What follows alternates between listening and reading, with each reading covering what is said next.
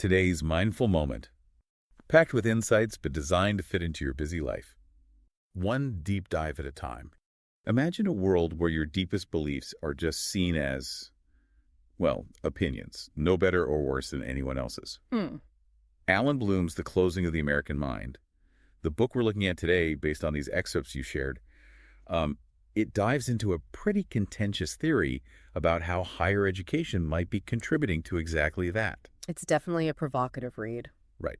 So our goal today is really to unpack Bloom's core arguments about how students are formed intellectually and morally, understand his main concerns, and crucially see if we can find any, positive ideas embedded in his critique.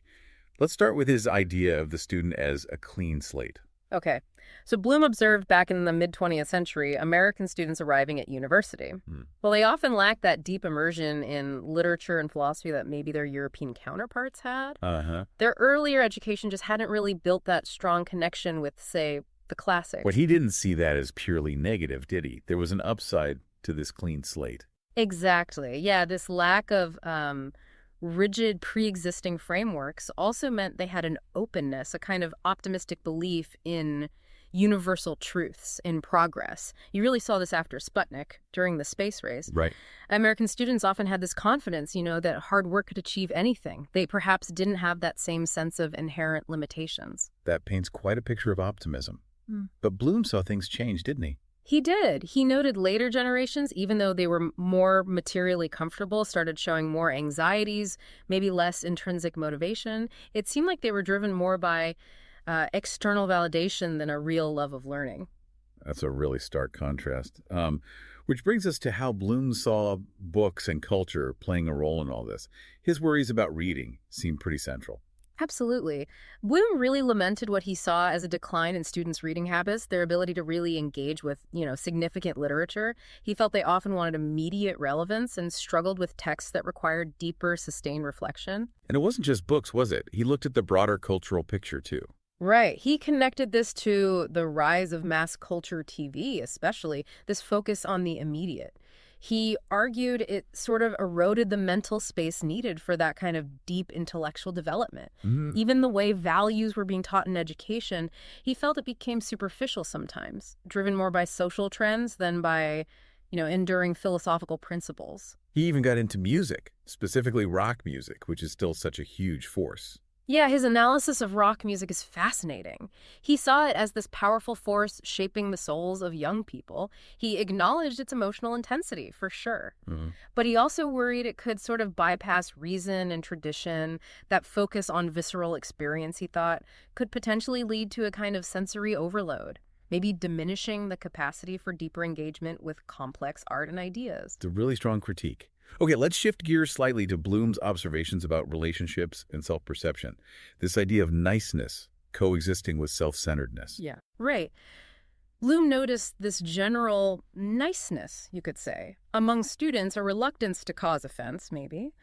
But alongside that, he also perceived a pretty strong self-centeredness and maybe a lack of deep moral or political engagement with bigger issues. And he connected that, partly at least, to the broader social context, like the lack of major external crises. Exactly. He suggested that maybe the absence of huge external pressures or grand causes compared to earlier times contributed to this more inward focus.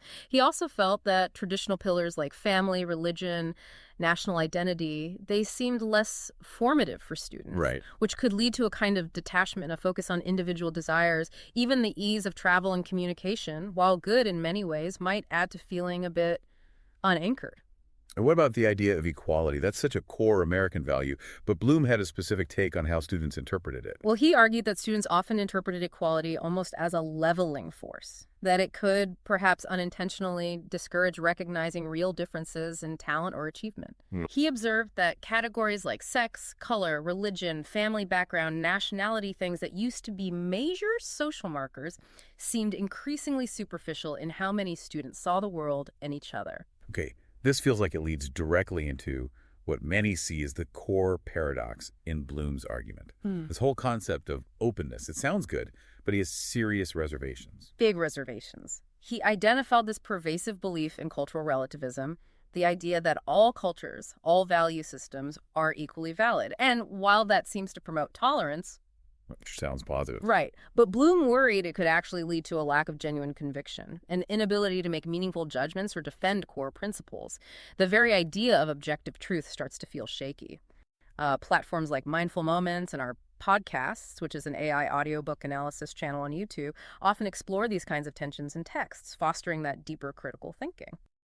So in Bloom's view, this openness wasn't actually leading to deeper understanding or critical thought. Not necessarily. He felt it often turned into a kind of superficial tolerance and unwillingness to question or challenge any viewpoint, even harmful ones, because you don't want to seem judgmental. And that, he argued, ultimately stifles real intellectual debate, the actual pursuit of truth. Because if everything's equally valid, what basis do you have for choosing one idea over another? It ties right back to that initial hook about losing firm beliefs. Bloom also tried to trace the philosophical origins of this shift, looking towards European thought, right? Yeah. The German connection. Yes. He traced some of the intellectual roots of this relativism back to European thinkers, particularly Nietzsche and others. For Bloom, Nietzsche saying, God is dead, that wasn't just about religion. It symbolized the loss of universal moral anchors. I see. And he saw this German connection thinkers who emphasized the historical, perspectival nature of truth as feeding into the relativism he observed taking hold in America. And this philosophical current, Bloom argued, had real consequences for American identity. He suggested it contributed to a kind of, well, nihilism, American style. A sense of rootlessness, maybe a lack of overarching meaning or purpose beyond just individual self-satisfaction. Those traditional sources of shared meaning felt weakened in his analysis. Which connects to that emphasis on individual self-fulfillment we see so much. Exactly. And while focusing on self-fulfillment isn't inherently bad, Bloom worried it becomes problematic when it's attached from any sense of shared values or civic duty. Without that common framework, pursuing individual desires can feel untethered, maybe even isolating. It's quite a critical perspective. But you mentioned finding positive aspects. It wasn't all doom and gloom, was it? He implicitly valued something else. No, definitely not all doom and gloom. Even in his sharp critique, you can see Bloom implicitly championing the potential for genuine intellectual engagement. His whole concern comes from a deep belief in the importance of wrestling with foundational text, having a shared cultural vocabulary for meaningful discussion. He clearly believed education could cultivate thoughtful citizens, even if he felt it was failing at that time. And you mentioned earlier, he did see positive traits in those earlier American students. Absolutely. That initial observation about their optimistic spirit, their belief in progress, even if he saw it fading later, that was something he clearly admired initially. That sort of American can-do attitude, the sense of possibility. And maybe the very act of writing such a detailed, passionate critique that suggests some hope. I think so, yes. The sheer rigor of his analysis implies a belief that these trends aren't inevitable, that they can be understood, maybe even addressed. It suggests a kind of positive theory of change, that through real intellectual engagement, maybe a return to a more substantive education, things could improve. The book itself is an act of hope, in a way. Okay, so let's try to recap Bloom's main worries. The shift from tradition towards relativism and immediate relevance in education, the impact of mass culture, and the potential consequences for both individual meaning and civic life. That sums it up well. He saw a weakening of the intellectual and moral foundations and connected it to these broader cultural and philosophical shifts he found deeply concerning. Which leaves us, and our listeners, with a really provocative thought. In a society like ours that champions individual freedom, champions open-mindedness, how do we cultivate the critical judgment we need to tell the difference between enduring truths and just fleeting trends? And what's the essential role higher education should play in that whole process? That really is the crucial question Bloom forces us to confront, isn't it? And it feels just as relevant today, maybe even more so. Absolutely. If this discussion has piqued your interest, definitely subscribe and share this with others who appreciate this kind of analysis.